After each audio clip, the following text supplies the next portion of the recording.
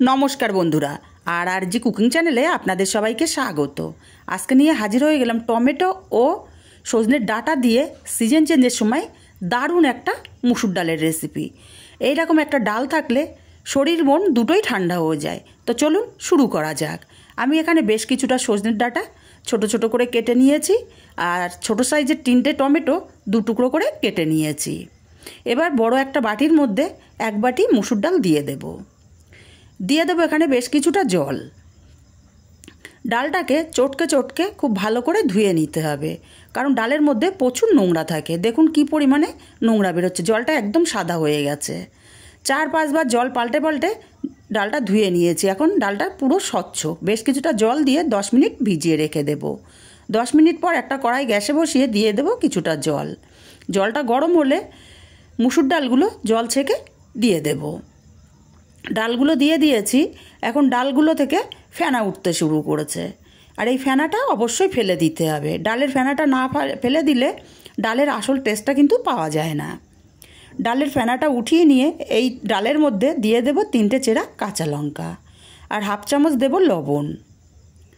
এবার ঢাকা দিয়ে 10 মিনিট ডালটাকে সেদ্ধ করে নেব। 10 মিনিট পর ফিরে এলাম। 10 মিনিট পর ঢাকাটা খুলে দেখুন ডালটা পুরোপুরি সেদ্ধ হয়ে গেছে। এবার ডালটা আপনারা যদি চান কাঁটা দিয়ে নিতে পারেন, আমি হাতা দিয়ে ডালটাকে একটু গালিয়ে নেব। ডালটা পুরোপুরি খুব ভালো মতো গলে গেছে, সুন্দর মতো ডালটা গলে গেছে। এখন ডালটাকে আলাদা পাত্রে ঢেলে নেব। ডালটা ঢেলে নিয়ে ওই একই কড়াইতে কিছুটা জল দিয়ে দেব, আর জলটা ফুটিয়ে তারপরে ডালের মধ্যে ঢালবো। ঠান্ডা জল দিলে কিন্তু ডালের টেস্ট ভালো আসে না। ডালের মধ্যে জলটা ঢেলে দিলাম। এখন এখানে দিয়ে দেব 1/2 চামচ হলুদ। হলুদটাকে দিয়ে ডালের সাথে খুব ভালো করে নাড়াচাড়া করে মিশিয়ে নেব। খুব ভালো করে হলুদটাকে মিশিয়ে নিয়েছি। আর এদিকে কড়াই পরিষ্কার করে বসিয়ে দিয়েছি। কড়াইটা গরম হয়ে গেলে 1 চামচ তেল দিয়ে দিলাম। তেলটা গরম করে একটা শুকনো লঙ্কা ফাটিয়ে দিলাম। দেব কিছুটা কালো সর্ষে। ফোড়নটাকে কয়েক সেকেন্ড ভেজে নিতে হবে। ফোড়নটা ভাজা হয়ে গেছে। এখন সজনের ডাঁটাগুলো দিয়ে দেব। সজনের ডাঁটাগুলো দিয়ে মিনিট 2 সজনের ডাঁটাটাকে ভেজে নিতে হবে। এতে করে সজনের ডাঁটাটা খেতে খুবই ভালো লাগবে, আবার সজনের ডাঁটার কাঁচা গন্ধটাও চলে যাবে। 2 মিনিট সময় নিয়ে ডাঁটাটাকে ভেজে নিয়েছি। এখন এখানে টমেটোগুলো দিয়ে দেব।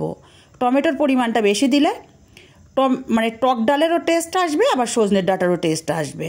টমেটোটা দিয়ে নাড়াচাড়া করে আরও মিনিটখানিক রান্না করে নিয়েছি। টমেটোটাও বেশ ভাজা ভাজা হয়ে গেছে।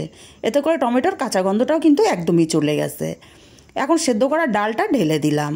দিয়ে দেব স্বাদ মতো লবণ। ভালো করে নাড়াচাড়া করে মিশিয়ে দেব। মিশিয়ে দিয়ে ডালটা ফুটে ওঠার অপেক্ষায় থাকব। ডালটা এখানে ফুটে উঠেছে। এখন এখানে দিয়ে দেব 1/2 চামচ চিনি। চিনিটা টোটালি অপশনাল, দিলে টেস্টটা ভালোই আসে। আপনারা চাইলে দিতেও পারেন, আবার নাও দিতে পারেন। চিনিটাকে দিয়ে ভালো করে নাড়াচাড়া করে মিশিয়ে মিনিট 3 ডালটাকে ফুটিয়ে নেব। এতে করে ডাঁটাগুলো পুরোপুরি সেদ্ধ হয়ে যাবে, আবার ডালটা আর একটু ঘন হয়ে যাবে। 3 মিনিট ডালটাকে আরও ফুটিয়ে নিয়েছি। এখন সামান্য একটু ভাজা জিরের গুঁড়ো দিয়ে দিলাম। ভাজা জিরের গুঁড়োটাকে দিয়ে ভালো করে নাড়াচাড়া করে মিশিয়ে নিতে হবে। মিশিয়ে নিয়ে ডালটা আমি আলাদা পাত্রে ঢেলে নিলাম। রেসিপিটা কেমন লাগলো কমেন্ট করে জানাতে ভুলবেন না। ভালো লাগলে কাছের আত্মীয় স্বজন বন্ধুবান্ধবের কাছে শেয়ার করতে ভুলবেন না।